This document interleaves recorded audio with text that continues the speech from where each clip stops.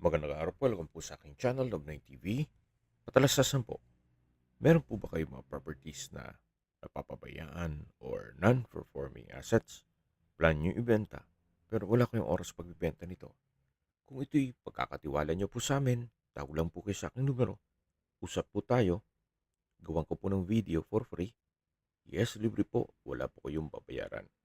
Tutulungan pa namin kayong mabenta ang inyong property. Kami na po bala sa marketing, sa boosting or paid ads, even sa tripping. Hindi na po kayo mapapagod sa pag-entertain ng mga buyers. Kami na po bala sa lahat. Tawag lang po kayo. Nandito po tayo ngayon sa Crosswinds Tagaytay kung saan meron po tayong bagong video presentation. Isang residential property na may lot area na 280 square meters. Mula po dito sa taas, slope po ang terrain hanggang doon sa natatanaw nyo na concrete road. Ang hugis ng lupa po ay pitsakat. Ito pong kinatatayuan natin yung part ng cul-de-sac. Then, ito pong red ay yung alley. Sa baba naman po ay yung frontage at corner lot. Tungkol naman po sa dokumento nito, ito po yung titulado. Buhay po ang may-ari. Kaya wala po kayong maging problema sa documentation o sa transfer ng title. Nasa loob po ito ng isang exclusive subdivision na kompleto po ang amenities gaya ng parks and playgrounds, clubhouse, swimming pool, at marami pa pong iba. Meron din po itong 24-hour security at roving guards, kaya safe na safe po kayo dito. Isa po sa kagandahan dito sa Crosswinds, bago pumasok ng subdivision at sa loob ng subdivision ay marami pong restaurants at coffee shop. Kaya kung sakali man po na gawan nyo ito ng bahay bakasyunan, pwede nyo rin pong i-convert sa staycation business at ipasok sa Airbnb para maging income generating po ito.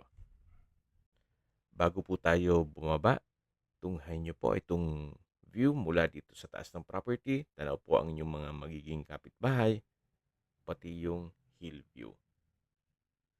So ito po yung tinutukoy ko na corner side nitong property. Napakahaba po ng frontage niyan.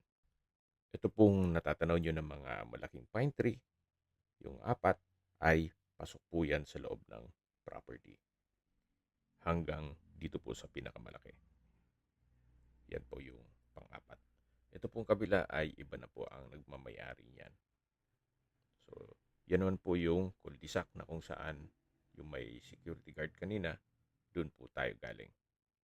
So, mula po dito, ito na po yung property line hanggang dun sa pang-apat na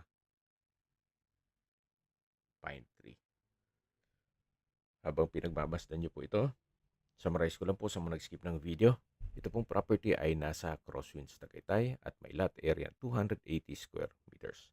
Ito po ay corner lot at slope po ang terrain mula po cul-de-sac pababa dito sa kung saan tayo nakapwesto. At sa tabi po nitong lote ay meron pong alley at mahaba po ang frontage nito. Yan po tunghayin nyo po. Napakaganda. Yan po yung apat na malaking pine tree na nasa harapan ng lupang binebenta. At tungkol naman po sa dokumento nito, ito po titulado, kaya wala po kayong maging problema sa documentation o sa transfer ng title. Sa distance, location at travel time portion po tayo. Mula po sa People's Park in the Sky, ang distance is 2.8 kilometers at ang travel time is 11 minutes. Mula naman po sa Picnic Grove, isa sa pasyalan din dito sa Tagaytay, ang distance is 2.9 kilometers at ang travel time is 8 minutes. Mula naman po sa Tagaytay Rotonda, ang distance is 7.3 kilometers at ang travel time is 17 minutes. Kumpleto na po doon gaya ng malls, hotels, restaurants, banks, schools, church at hospital. Yan po yung lagi kong binabanggit sa aking video na dapat nyo i-consider sa paghanap ng property yung meron pong malapit na hospital. Hindi ko naman po sinasabing sakitin kayo. Yan naman po for emergency purpose lang naman. Mula naman po sa Calax, ang distance is 17.3 kilometers at ang travel time is 48 minutes. Ang Calax po ay connecting South Luzon Expressway, Skyway, all the way to North Luzon Expressway. Kaya mapapabilis na po ang inyong biyahe mula Manila papuntang Tagaytay. Mula naman po sa Manila o sa airport, ang distance is 60 kilometers at ang travel time is 1 hour and 20 minutes. Okay, sa presyo na po tayo. Binebenta po ito ni owner sa halagang 25,000 pesos per square meter net. Kung may mga katanungan po kayo, tawag lang po kayo sa aking numero. At sa mga kababayan naman natin na sa ibang bansa, meron po akong Telegram. Sa mga iPhone user man may message, meron din pong Imo, Skype, Viber at WhatsApp. Same number lang po, 0917-316-3399. Sa mga nagtatanong naman po ng aming Facebook, meron po kami Facebook page na Nov9TV at Facebook Reels Video. Meron din pong TikTok at Instagram. May ibang YouTube channel po kami na The Nov9TV channel at Nov9TV Listings. Sana po na ibigyan yung ang video presentation. Paki-like and subscribe na lang po sa aking channel para ma-update din po kayo sa aking future listings. Kung sakali po hanap nyo ay mas malaking sukat ng lupa, meron din po kami ibang listings na pwede nyong pagpilian.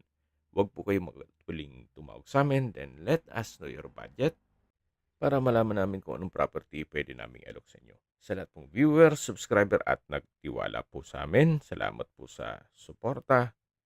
Ingat po kayo lagi at yung pamilya. Maraming salamat po.